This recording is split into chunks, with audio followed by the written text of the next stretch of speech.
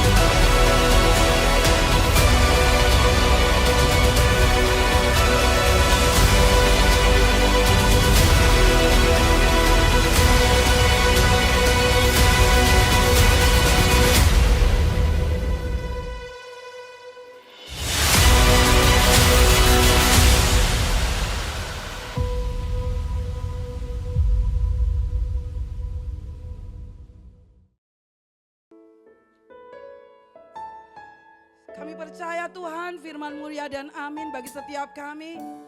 Engkau tidak pernah gagal atas semua rancangan-Mu yang Kau kerjakan bagi hidup kami. Kami percaya kuasa-Mu Tuhan besar. Engkau Allah ya dan amin bagi setiap kami. Tidak ada yang terlewat bagi kami Tuhan. Rancangan-Mu pasti terjadi bagi hidup kami.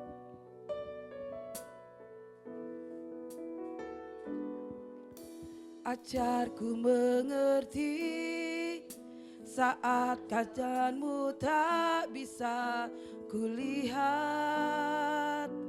Kau tetap setia, ingatkanku lagi. Hidupku ada di dalam tangan-Mu. Rancangan-Mu Tuhan, indah dan mulia. Tuhan tak pernah gagal, sanggup buktikan janji setiamu. Dan untuk selamanya imanku berkata, Tuhan tak pernah gagal.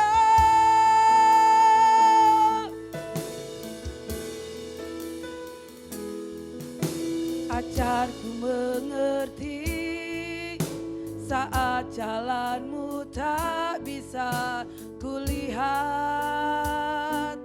Kau tetap setia, ingatkanku lagi.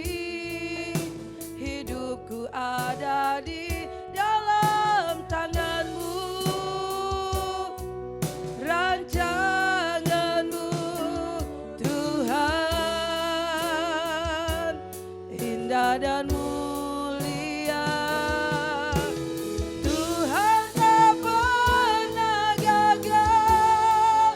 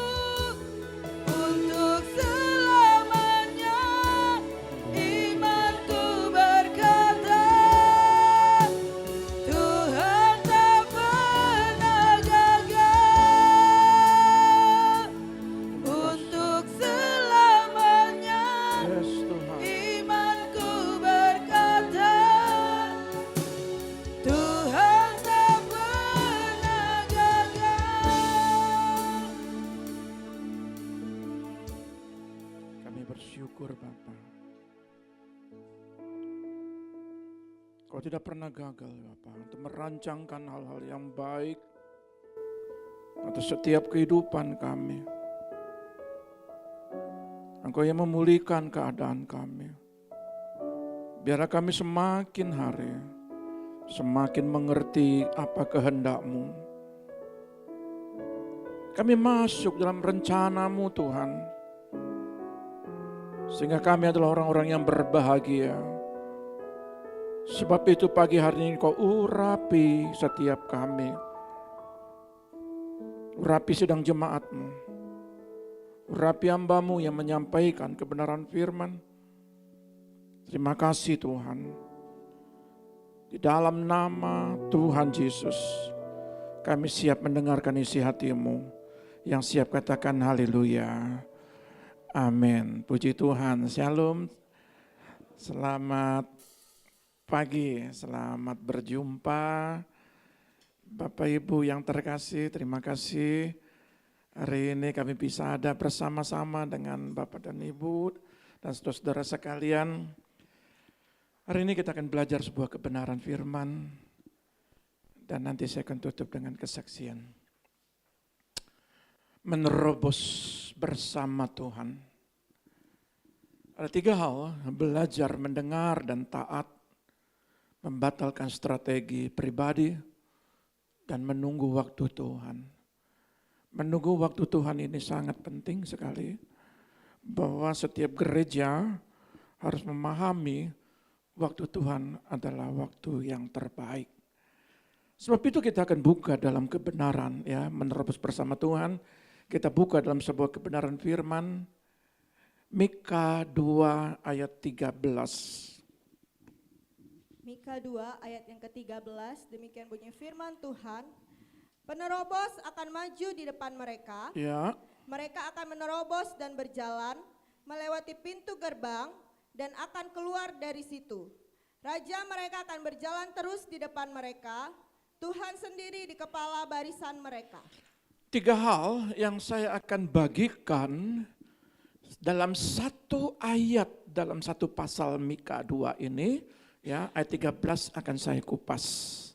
Saudara tangkap esensi daripada apa maksud dan tujuan daripada kitab Mika ini. Kalau dalam Net Bible, saya terjemahkan, saya translate dalam bahasa Indonesianya, dia yang dapat menerobos penghalang, akan memimpin mereka keluar, akan memimpin saudara dan saya. Mereka akan menerobos melewati pintu gerbang, melewati gerbang dan pergi.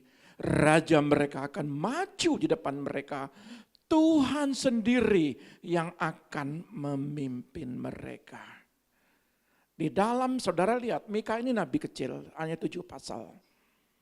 Beda dengan Yesaya, Yeremia, Yeskiel, ya, sampai berpuluh-puluh pasal.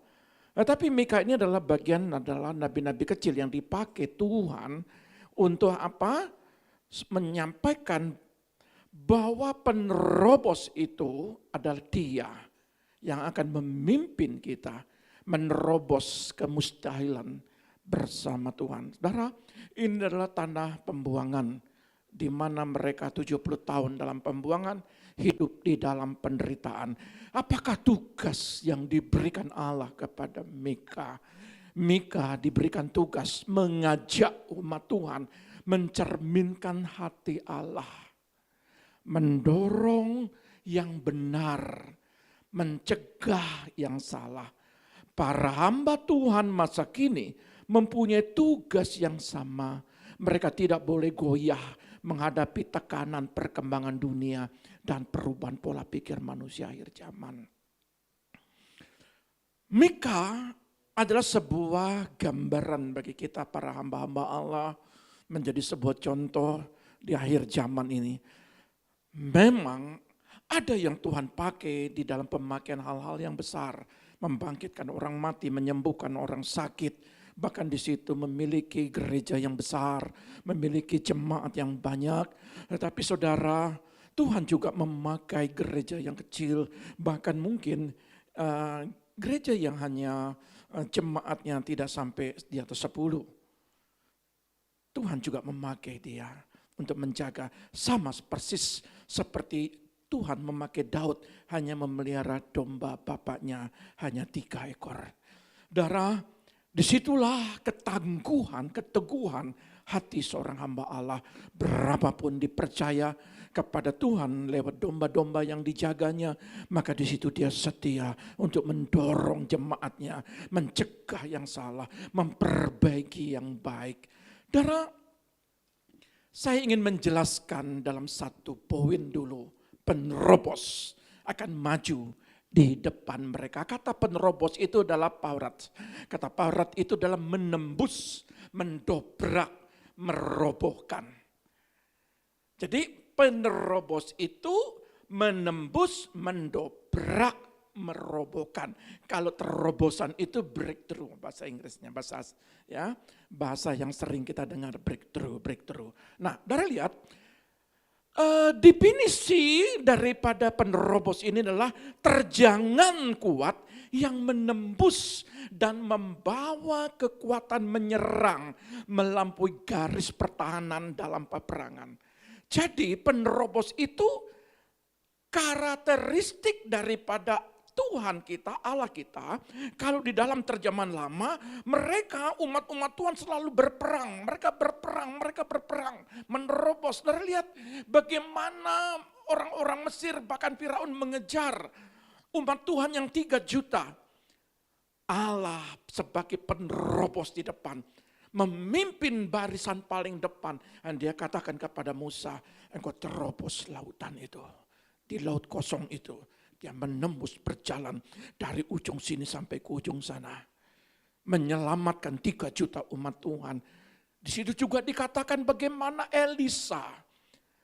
Begitu dia memukul sungai Yordan dengan jubah Elia. Ya. Di situ dia membelah sungai. Kalau Musa membelah lautan, bagaimana juga tabut Allah. Ketika Yosua memimpin daripada masuk kepada tanah perjanjian, umur yang 20 tahun ke bawah, pemimpin di depan adalah tabut Allah. Ketika maju, para imam menginjakkan kaki sungai di sungai Yordan, maka seisi di pertengahan perjalanan itu membuat sebuah jalan. Sungai itu mengering, menerobos, mendobrak, menembus. Paradigma kita, ingat baik-baik, Allah merancangkan. Kalau saudara mengandalkan Tuhan, maka segala sesuatu dia akan menembus batas, dia akan mendobrak pintu besi, dia akan merobohkan tembok-tembok penghalang bagi saudara, asalkan saudara mengandalkan Tuhan. Amin ya. Tapi saya perlu menjelaskan poin demi poin.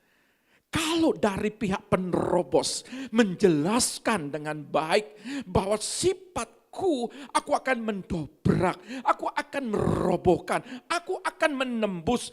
Ketika umatku berjalan di belakangku, maka dia akan berjalan dengan mudah. Tetapi berbahagialah saudara yang mengandalkan Tuhan. Berbahagialah saudara ketika saudara benar-benar sungguh-sungguh setia dan taat kepada Tuhan. Karena disitulah saudara, apa yang tidak mungkin, apa yang mustahil bagi Tuhan, tidak ada yang tidak mungkin dan tidak ada yang mustahil baginya. Nah, saudara yang terkasih, penerobos adalah pembuka jalan. Nah, peperangan apa yang kita alami saat ini? Saudara, Yosua diberikan strategi untuk merobohkan tembok Yeriko. Dan saya selalu berulang-ulang tentang Yosua ini. Ya, jadi anak-anak yang punya nama Yosua pertanggungjawabkan. Ini ada 3 nama Yosua di sini. Ya, 1 anak saya sendiri. Maka itu strategi apa? Karena strategi yang diberikan kepada Musa tidak dipakai. Dipakai, tetapi di situ ada keluh kesah, ada omelan, ada menggerutu. Akibatnya apa? Musa tidak masuk tanah perjanjian. Tetapi strategi yang diberikan kepada Yosua bahwa andalkan Tuhan, asalkan tabut Allah berjalan di depan. Yosua benar-benar menyunat umur anak-anak muda yang 20 tahun itu sunat hati, sunat daging. Satu hal kalau saudara mau berjalan menerobos bersama si penerobos. Kalau saudara mau melihat hal-hal yang yang tidak mungkin menjadi mungkin, maka hal yang paling pertama, selalu saya katakan, hati ini sangat penting. Hati ini perlu saudara jaga. Saya berulang-ulang, bahkan peneguhan bagaimana sih kesempurnaan Allah masalah hati ini. Nanti saya jelaskan. Nah, saudara, penerobos posisinya itu ada di depan. Ketika Yosua berjalan di depannya tabut. Dan di situ strateginya, engkau lingkari tembok Yeriko 7 kali. 1 hari engkau tingkari 7 kali. Ya. Satu hari engkau lingkari, kelilingi. Bahkan di hari ke-7 engkau kelilingi 7 kali.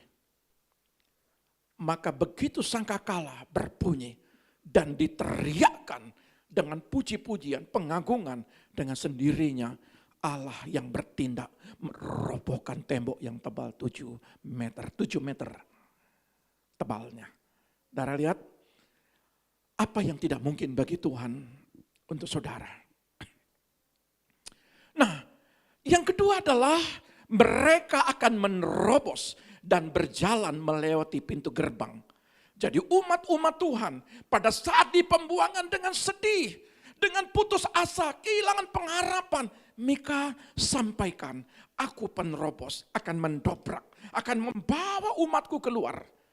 Tetapi Mika katakan, mereka akan menerobos, artinya mereka harus berjalan, mereka harus melangkah, melewati pintu gerbang, jangan pernah berhenti, jangan melihat ke belakang, lihat fokus kepada pintu gerbang.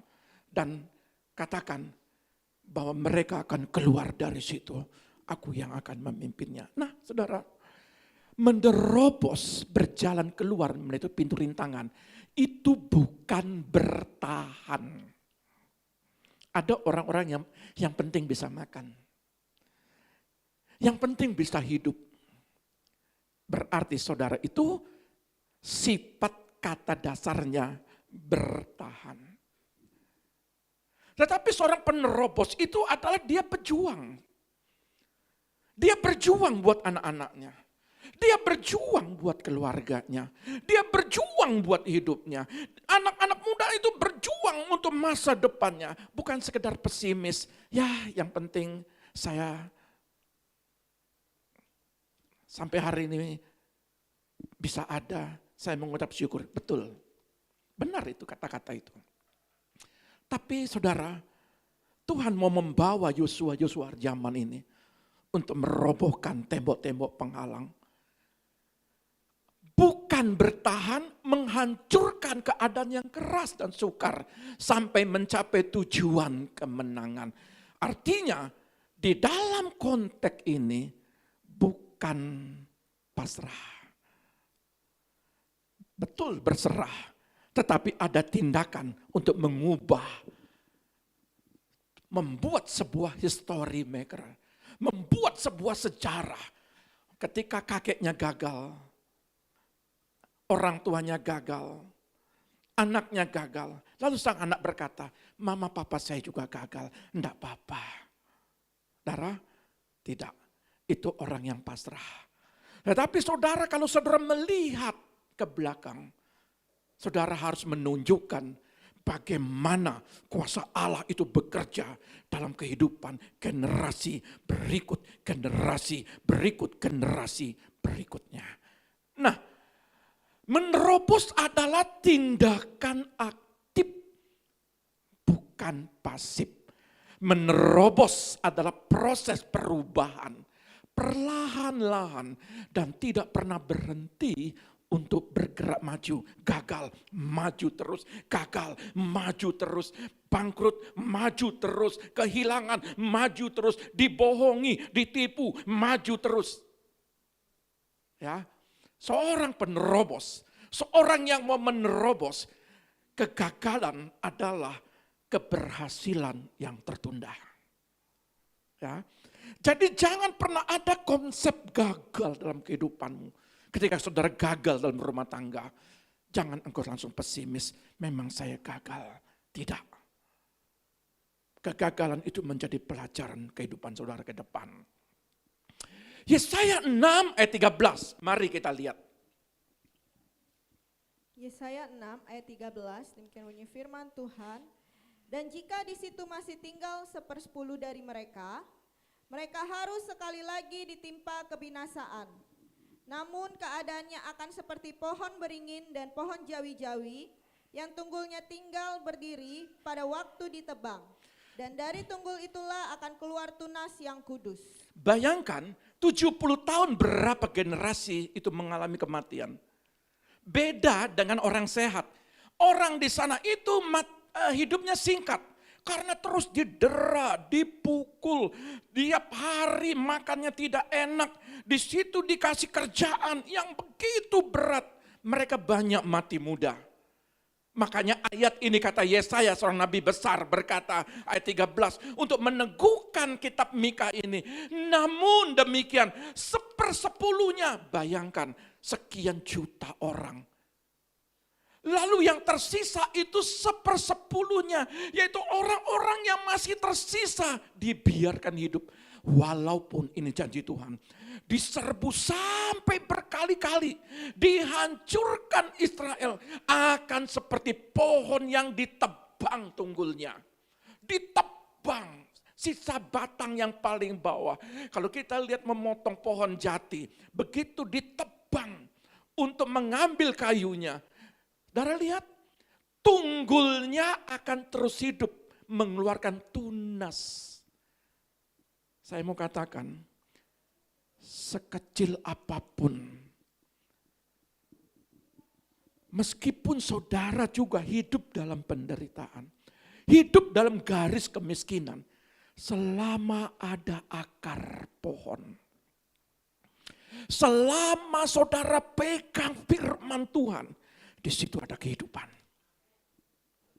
Kalau saudara pegang firman, karena itu ada akar yang menyedot daripada tumbuh-tumbuhan, menyedot daripada air, sari-sari makanan, sekalipun mati, sekalipun tidak ada pengharapan, sekalipun mungkin papamu tidak berdaya, jangan lupa doanya berkuasa. Ya. Sekalipun orang tuamu, suamimu, atau istrimu tidak berdaya di kursi roda atau di tempat tidur, jangan lupa dia masih punya akar. Dia masih punya otoritas. Kalau dia berdoa, itu besar kuasanya. Jangan pandang sepele. Saya bagikan ini pengalaman hidup saya selama 2 minggu. Di situ Tuhan banyak bicara. Tuhan banyak bicara. Hari ini saya bersyukur, saya berdoa, Tuhan, biarlah Tuhan jemaat-jemaatmu yang datang hari ini adalah jemaat yang berbahagia. Bukan sekedar firman, pelajaran yang mereka peroleh selama mereka hidup. Tetapi ketika detik-detik terakhir, pelajaran apa yang akan mereka dapatkan? Nah, ayat ini pun juga menyampaikan sebuah kebenaran bagaimana sikap hati kita. Ketika saudara mengalami sebuah perjalanan hidup, orang yang percaya itu, dia harus menunjukkan sikap hatinya.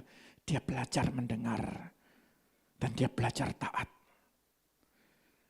Belajar mendengar. Ketika itu firman yang menguatkan saudara. Ketika firman itu yang terus memperkokoh saudara. Saudara belajar untuk taat dengan firman itu. Lakukan firman itu. Dengar baik-baik apa yang Tuhan mau sampaikan. Kalau saudara mau melihat bagaimana Allah berdiri di depan, ingin menerobos hal-hal yang sulit, maka saudara belajar, andalkan dia.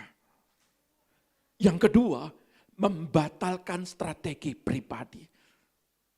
Kemampuanmu terbatas. Jangan coba-coba.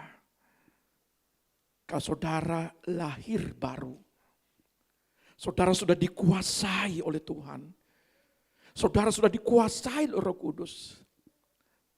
Lalu saudara coba-coba pakai strategi dalam bisnis saudara, dalam pelayanan saudara, membangun rumah tangga saudara. Khusus yang dua ini, saya taruh nanti dalam kesaksian. Strategi pribadi memang baik. Tetapi bagi Tuhan, Tuhan tidak mau saudara mengandalkan nalar saudara.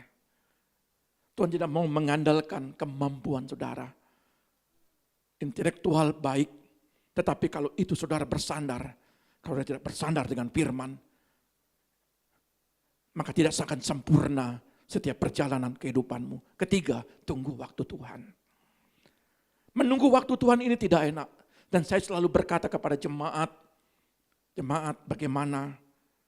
Sudah ada jawaban belum? Sudah Pak? Belum Pak? Kami masuk dalam doa, kami bergumul, Tuhan tolong mereka Tuhan, tolong mereka Tuhan. Lalu ketika saya berjumpa lagi, saya tanya bagaimana? Ya, seorang gembala, dia selalu ingin bertanya, ingin memastikan domba-dombanya dalam keadaan sehat. Dalam keadaan tambun, dalam keadaan terjaga dari serigala, keputusasaan. Maka itu saya terus bertanya kepada sidang jemaat Tuhan, apakah sampai saat ini saudara tetap percaya kepada Tuhan? Saya selalu bertanya itu. Terus, lalu bagaimana sikap hati kita? Rasul Paulus menjelaskan dengan baik. Dalam 2 Korintus 13 ayat 5. Mari kita buka. 2 Korintus 13 ayat 5. Ujilah dirimu sendiri, apakah kamu tetap tegak di dalam iman? Selidikilah dirimu, apakah kamu tidak yakin akan dirimu bahwa Kristus Yesus ada di dalam diri kamu? Sebab jika tidak demikian, kamu tidak tahan uji. Saudara lihat, ayat ini berkata ujilah dirimu sendiri. Apakah kamu tetap tegak dalam iman? Selidiki dirimu, selidiki hatimu. Apakah kamu tidak yakin akan dirimu bahwa Kristus Yesus ada dalam diri kamu? Selidiki. Kalau hari ini, apakah saya mengeluh? Apakah saya putus asa? Apakah saya kecewa? Apakah saya tidak melihat suatu jawaban? Cek hatimu, cek selama ini. Saya teringat ada suatu kata-kata yang kurang bijak. Kata-kata yang kurang bijak adalah ketika tidak ada di sini, orang tuanya sakit. Lalu si orang tua ini menyampaikan kepada anaknya, mungkin mereka butuh obat. Lalu si anak bilang begini, Papa dan Mama tidak pernah kasih saya uang. Bagaimana saya mau kasih Papa dan Mama? Saya punya keluarga sendiri. Miris hati ini. Ketika engkau lahir, apakah sudah dapat gaji? Cek dirimu. Cek.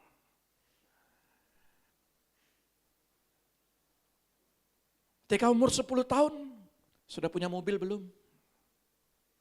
Sudah bisa naik mobil belum? Naik motor belum? Itu papa mamamu yang bawa kau keliling. Kau sakit, bawa ke puskesmas, bawa untuk berobat. Ketika sudah besar, kata-kata itu keluar. Saya diam. Suatu kala nanti saya akan bicara. Kurang bijak kata-kata itu. Ingat, ketika ada di dalam sebuah persoalan, ujilah dirimu, ujilah kasihmu, ujilah cintamu, ujilah kesetiaanmu. Saya berharap jemaat di sini jangan coba-coba engkau taruh papa mamamu di panti jompo. Kalau engkau mau diberkati, jaga sampai napasnya meninggalkan raganya. Jaga dia. Jaga dia. Kalau engkau mau diberkati Tuhan. Ya, untuk yang satu ini, saya taruh di dalam kesaksian lagi. Saudara, sebab itu ayat ini Rasul Paulus ingin menekankan. Sebab jika tidak demikian, kamu bukan siapa-siapa di hadapanku. Karena masalah sepele, masalah beli obat saja, engkau tidak tahan uji. Engkau takut kekurangan berkat. Engkau takut dompetmu kehilangan. Ingat baik-baik.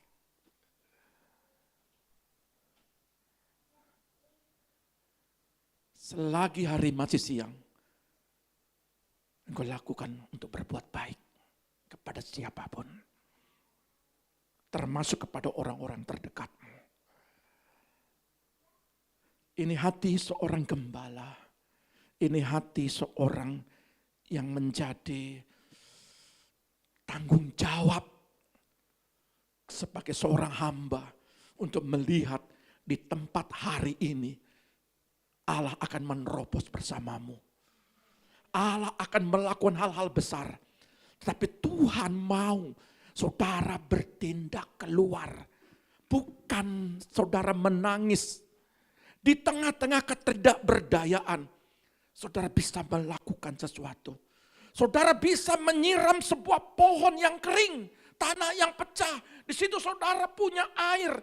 Mungkin hanya 1 gelas, tetapi ketika sebuah benih pohon yang perlu kehidupan, lalu saudara siram. Dan dia pohon itu lama-lama besar.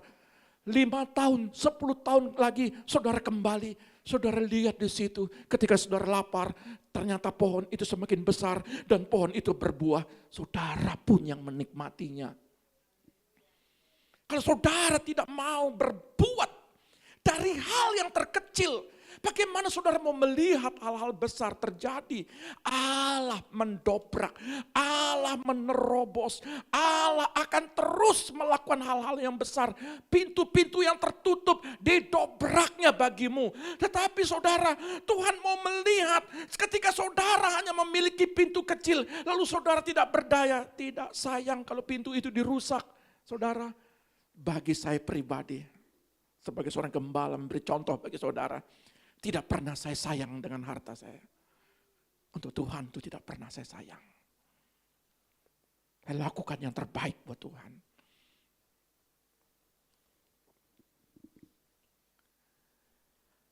Evaluasi masa lalumu. Mengapa kita perlu mengevaluasi masa lalu kita? Dan apa yang membuat kita gagal mendobrak pintu-pintu yang tertutup? Buka ini rugi, buka ini tutup, buka ini bangkrut, buka ini enggak berhasil. Apa yang membuat tidak keberhasilan? Pelajaran hidup dalam kegagalan sangatlah berharga. Jangan pernah mengulangi kesalahan-kesalahan masa lalu. Kita harus berjuang dan menerobos bersama Tuhan. Harus berjuang. Jadilah panutan. Mulai dari sekarang, satu keluarga, mungkin itu ada ibunya saja, lalu ada 2 anak. Mungkin di situ ada bapak dan ibu punya 1 anak. Belajar dari hal-hal yang kecil. Dari ruang lingkup sebuah keluarga kecil. Perbaiki di situ. Apakah di situ saudara saling mengasihi, saling menghargai, saling menghormati.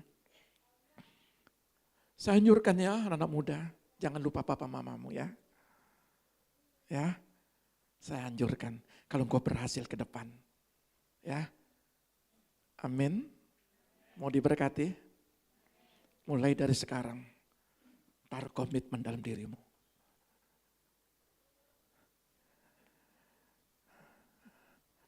Jadilah teladan. 1 Timotius 4 ayat 12. Kalau saudara mau mendobrak hal-hal yang besar, kalau saudara ingin melakukan hal-hal besar bersama Tuhan, Pertama, sama seperti Yosua, Timotius ingin menyampaikan. Rasul Paulus ingin menyampaikan dalam kitab Timotius ini. 4 ayat 12. 1 Timotius 4 ayat 12. Jangan seorang pun menganggap engkau rendah karena engkau muda. Ingat, jangan engkau dianggap rendah meskipun engkau masih muda. Terus? Jadilah teladan bagi orang-orang percaya Ya. dalam perkataanmu, dalam tingkah lakumu, Perkataan, tingkah laku, dalam kasihmu, kasihmu, dalam kesetiaanmu, ya. dan dalam kesucianmu. Perhatikan baik-baik di dalam ayat ini. Kalau saudara mau mengevaluasi, jangan suka evaluasi orang. Evaluasi diri kita. Kata bijaknya adalah ketika kita mengevaluasi, apa yang paling pertama dievaluasi? Kenapa pintu itu tidak bisa kita dobrak? Kenapa segala sesuatu kita mengalami kegagalan? Kenapa kita ingin melakukan sesuatu? Mungkin saudara ingin menjual aset saudara. Evaluasi. Mungkin saudara ingin membangun sebuah usaha pekerjaan, ingin membangun bisnis, ingin membangun sebuah pelayanan, ingin membangun rumah tangga. Coba evaluasi dulu. Pelajaran apa yang saudara dapat ya ketika orang-orang terdekat saudara mengalami kegagalan? Maka langkah yang paling bijak adalah supaya apa yang kita bangun di dalam ayat yang ke-12 ini adalah bukan sekedar percaya saja, tetapi saudara lihat bagaimana saudara memperlakukan sikap hatimu, perkataanmu, tingkah lakumu, kasihmu, kesetiaan dan kesucian, kekudusan. Setiap pengalaman, apakah itu baik atau buruk, rugi atau untung, menang atau kalah, masing-masing dari kita disediakan buku. Dan kita punya kewajiban untuk mengisi lembaran-lembaran kosong dari hari ke hari. Saudara, hari Minggu ini, lembaran apa yang saudara isi? Hari Senin, lembaran apa yang saudara isi? Hari Selasa berikut hari Sabtu. Apakah lembaran itu saudara isi dengan keagungan Tuhan? Atau persungutan? Atau kecewa? Atau lihat orang? Apa yang itu saudara isi dalam lembaran di hatimu? Sebagai hamba Allah saya juga belajar. Hamba Tuhan juga manusia. Dia punya kekurangan. Tetapi berbahagialah ketika dia punya kekurangan. Dia mau memperbaiki. Tapi kalau saudara tidak pernah memperbaiki. Kalau kita menganggap diri kita paling benar. Maka saudara adalah orang yang perlu dikasihani.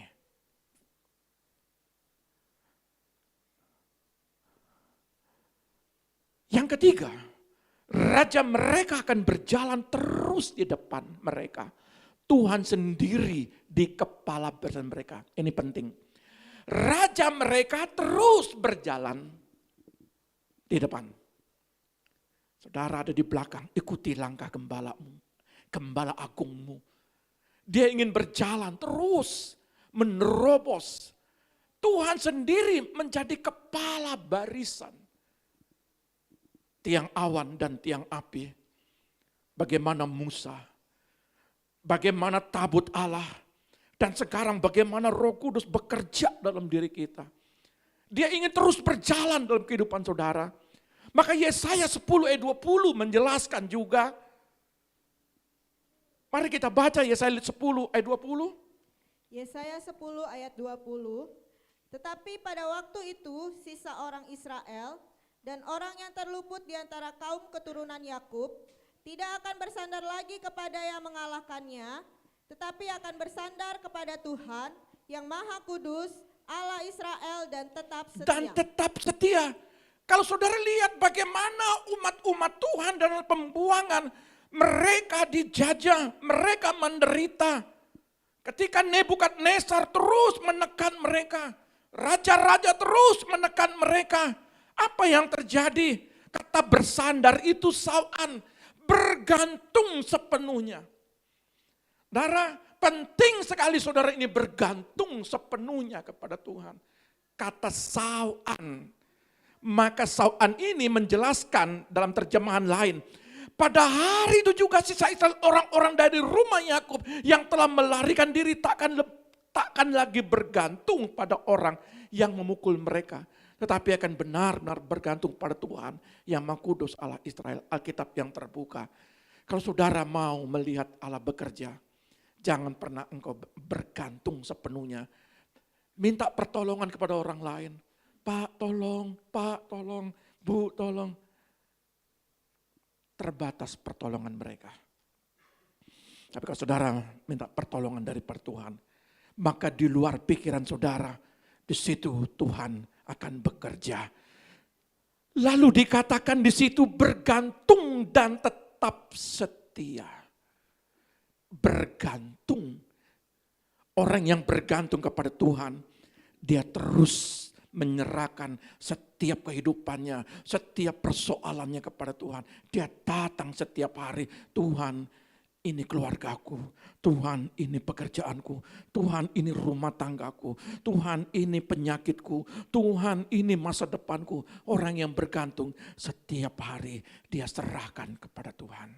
Itu orang bergantung.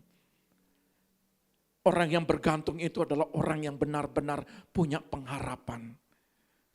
Dan orang yang punya pengharapan itu dan orang yang bergantung itu identik dengan orang yang setia. Sebab itu saya mau katakan, Tuhan akan membuat perbedaan bagi mereka yang bergantung dan setia. Tuhan akan buat perbedaan. Maleakhi 3 ayat 16 dan 18. Di sini kita pelan-pelan membacanya. Maleakhi 3 ayat 16. Beginilah berbicara satu sama lain orang-orang yang takut akan Tuhan. 16 saja dulu.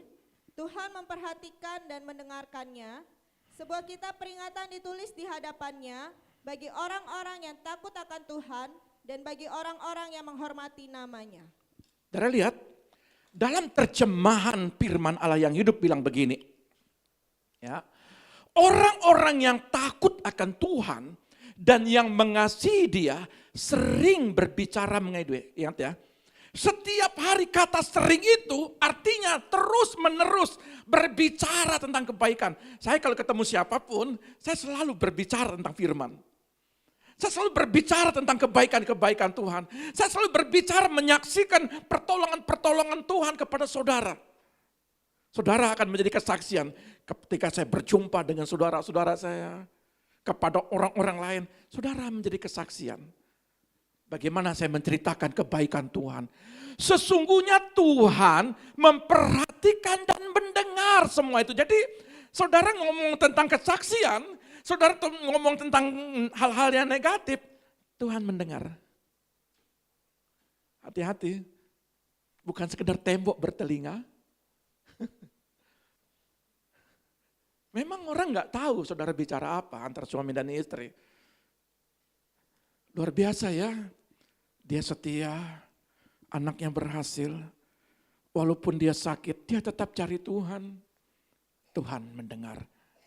Oh, dia sudah berdoa, dia sudah puasa, tapi penyakit-penyakitnya tidak hilang, tambah miskin lagi. Tuhan juga dengar. Ya, yang mana yang kau cerita? Yang baik, yang buruk? Ayat ini meneguhkan kita. Sesungguhnya Tuhan memperhatikan.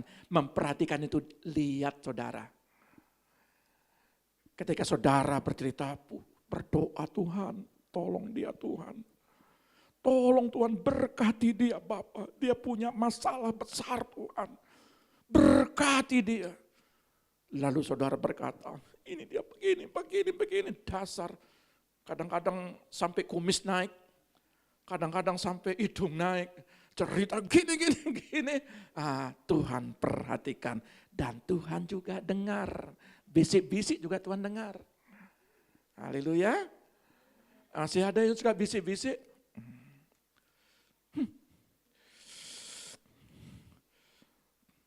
Baru punya motor satu.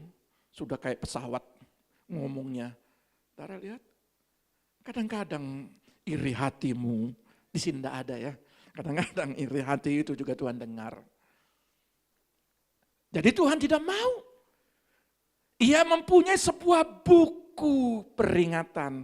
Kat, malaikat, catat baik-baik. Itu loh. Mama itu loh. Papa itu loh. Anak muda yang itu loh. Berisi nama orang-orang yang takut akan dia dan orang-orang yang tidak takut akan dia. Orang-orang yang selalu menghormati dia, orang-orang yang selalu menggerutu kepada dia. Dan dia punya buku kehidupan. Kitab Wahyu berkata, ada kitab kehidupan yang mencatat setiap perilakumu setiap hari. Tidak ada yang tersembunyi bagi Tuhan.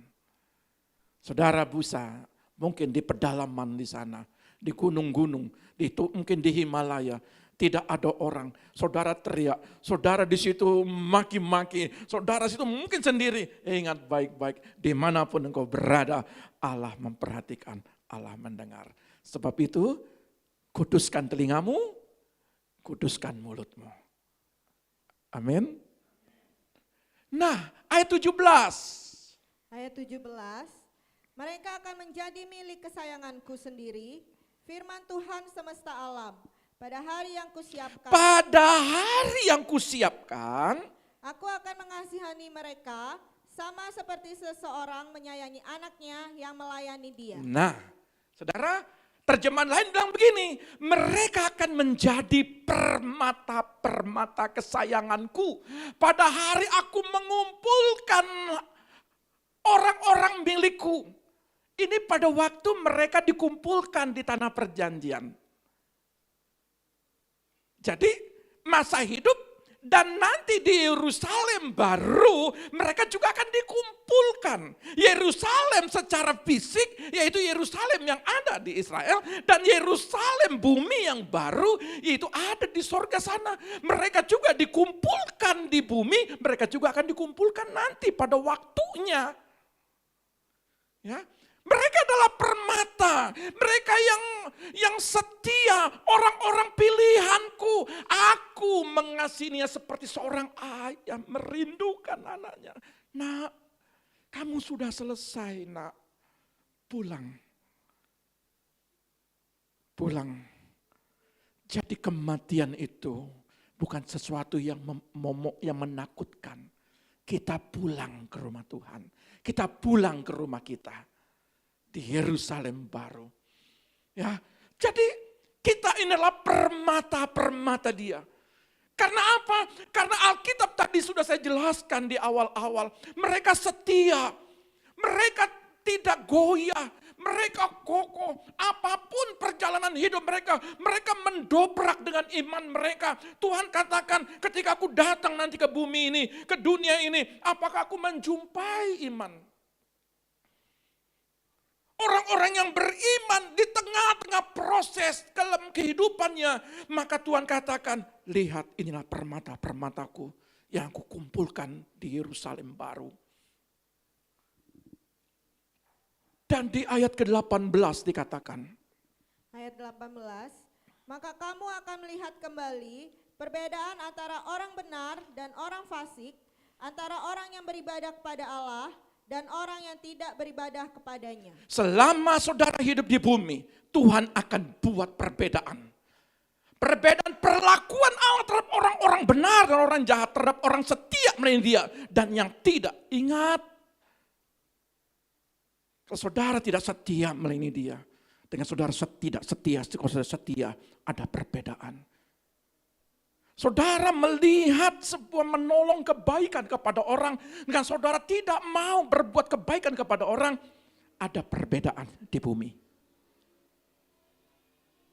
Di sorga pun juga ada perbedaan. Maka di situ dikatakan mana gandum, mana ilalang, mana kambing dan mana domba. Yang gandum masuk ke berkas-berkasku, yang lalang kumpulkan dan dibakar. Saudara, ketika bangsa Israel hidup di dalam penderitaan, aku akan memimpin mendobrak dia. Tetapi ingat baik-baik, ketika masa akhir hidupnya pun ada ruang yang tertutup, yang disuruh memilih pintu gerbang.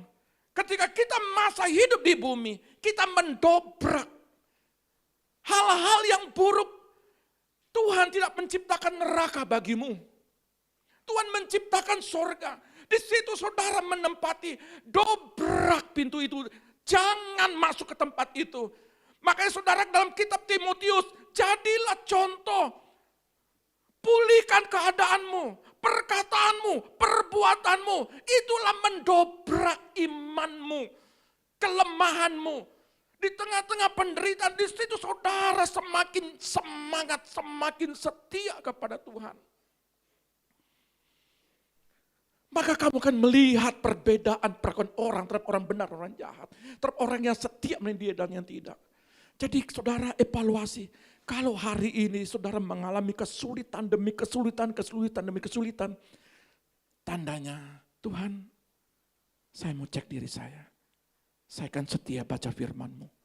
Saya akan setia berdoa, Bapa. Kenapa? Karena itu Alkitab berkata dalam Mika 2 ayat 13 bahwa engkau pendobrak, bahwa engkau penerobos. Engkau akan memimpin aku, umat-Mu. Tetapi kalau hari ini aku tidak bisa mendobrak keberhasilan itu, berarti bukan salah si pendobrak atau pemimpin atau penerobos itu. Tetapi itu semua adalah kesalahan daripada kita sendiri. Perbaiki hidupmu. Maksimalkan. Darah, koreksi, evaluasi hidupmu. Kalau masih ada yang sakit hati, jangan tunggu lama-lama. Obati sekarang. Obati. Dia bukan terluka. Melukai, tapi dia dilukai. Tuhan tetap mau kamu sempurna. Lepaskan pengampunan kepada orang-orang yang memusuhimu. Kasihilah musuhmu seperti dirimu sendiri. Kasihi. Amin. Pastikan ketika kau terjadi apa-apa, di sampingmu ada rohaninya yang mendampingimu. Tuhan Yesus memberkati kita. Mari kita datang kepada Tuhan. Selama kami di bumi, kami akan menerobos bersamamu. Ketika kami pulang Tuhan, kami akan menerobos kekhawatiran, ketakutan, ketidakberdayaan.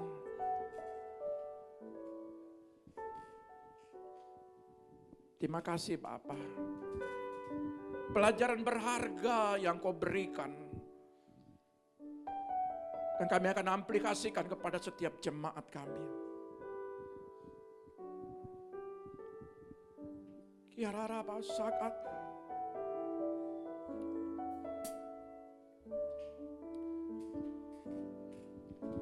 Tuhan, kau sungguh besar. Terima kasih Tuhan. Karyamu sungguh ajaib. Tiada hentinya ku mengagumi. Sungguh kau ajaib. Tuhan, kau sungguh besar. Karyamu sungguh ajaib.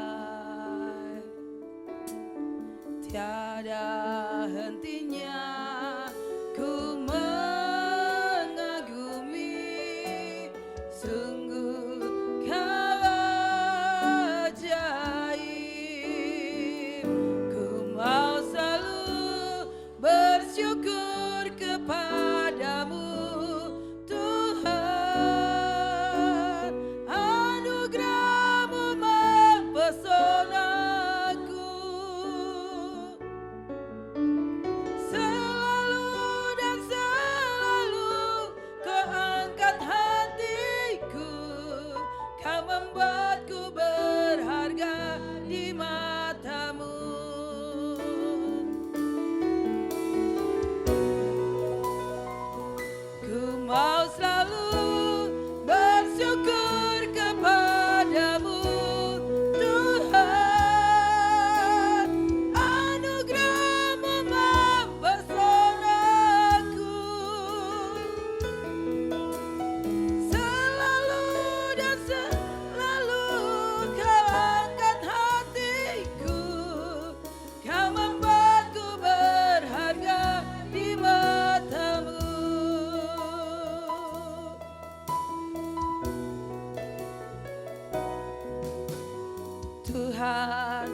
sungguh besar. Amin Yesus Tuhan.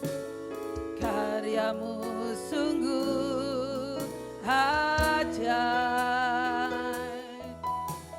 tiada hentinya ku mengagumi,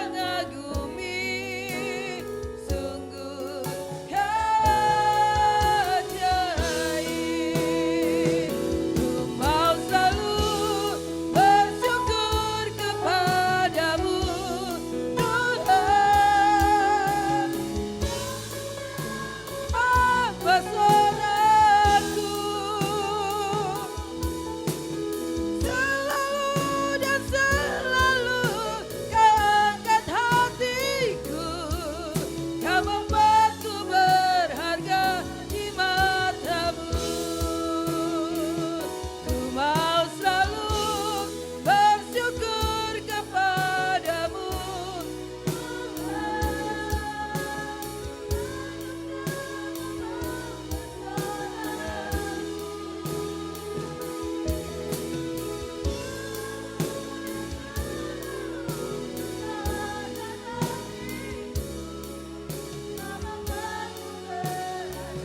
di matamu. Ku mau selalu bersyukur kepadamu Tuhan, anugerahmu mempesonaku.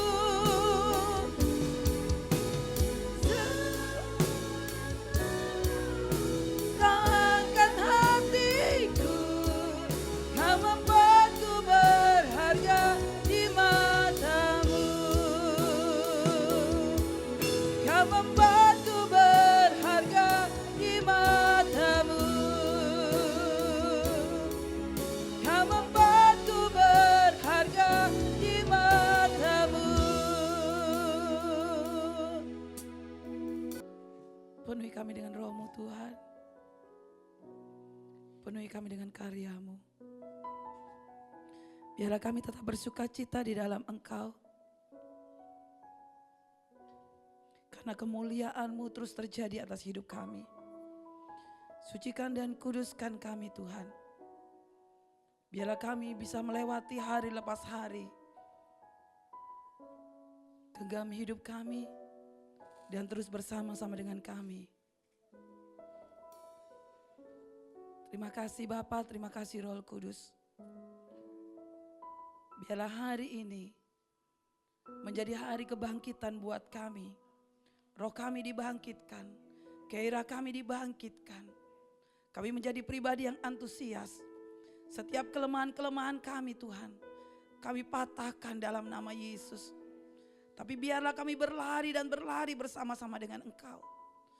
Kami berlari Tuhan dan tidak menjadi letih. Karena Engkau bersama-sama dengan kami. Terima kasih Bapa, terima kasih Roh Kudus. Biarlah firman Tuhan memberi kekuatan baru bagi kami. Dan kami boleh maju di dalam Engkau. Nyatakan kuasa-Mu bagi setiap kami Bapa. Nyatakan Tuhan rancangan yang terajaib bagi hidup kami. Setiap jemaat-Mu dilawat oleh Engkau. Hidup mereka Tuhan diubah. Oleh karena kegerakan-Mu yang terjadi atas hidup setiap umat-Mu. Setiap umat-Mu diberkati. Mereka mengalami sebuah terobosan. Di dalam nama Yesus. Yang percaya katakan haleluya. Amin. Saya undang kita semua bangkit berdiri.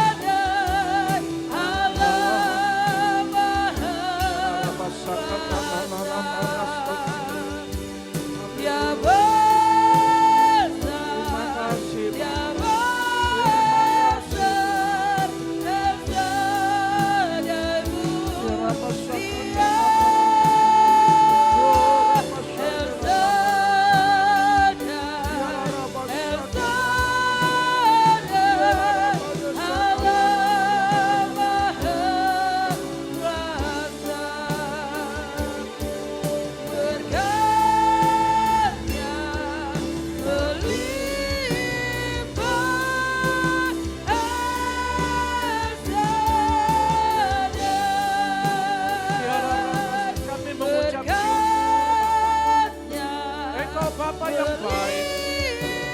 Engkau Bapa yang baik.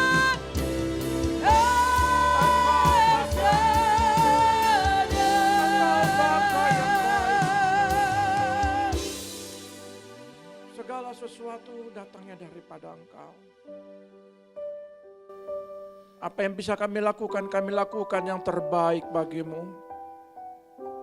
Selama kami hidup Tuhan, Engkau mengajarkan kami untuk berbelas kasih, untuk terus menghargai dan menghormati Engkau. Mari Bapa, Engkau memberkati setiap jemaat kami. Apa yang mereka lakukan, Engkau kembalikan 30, 60, bahkan 100 kali lipat ya Bapa. Terpujilah namamu Bapa. Kami mengucap syukur jemaat-jemaat-Mu adalah jemaat-jemaat yang diberkati Tuhan. Kalau Engkau membawa mereka ke tempat ini dengan selamat, bawa mereka pulang dengan selamat juga. Mari Tuhan, Engkau memberkati kami semua. Angkatlah kedua tangan-Mu, terimalah berkat daripada Bapa Sorgawi. Diberkatilah keluarga-Mu, diberkatilah anak-anak-Mu. Diberkatilah masa depanmu, diberkatilah pendidikanmu, diberkatilah kesehatanmu, diberkatilah lumbung-lumbungmu. Apa yang kau kerjakan lewat tanganmu akan Tuhan buat berhasil. Setiap kakimu melangkah, Tuhan selalu menuntunnya, sehingga penuhlah sukacitamu. Baik engkau diberkati di bumi, engkau juga akan diberkati di surga. Pada waktu dia datang kedua kali, kita akan menyongsongnya di awan-awan sana. Persiapkanlah diri kita, Tuhan memberkati. Dalam nama Bapa, Putra dan Roh Kudus, di dalam nama Tuhan Yesus, yang diberkati Tuhan katakan haleluya. Amin, Tuhan Yesus memberkati.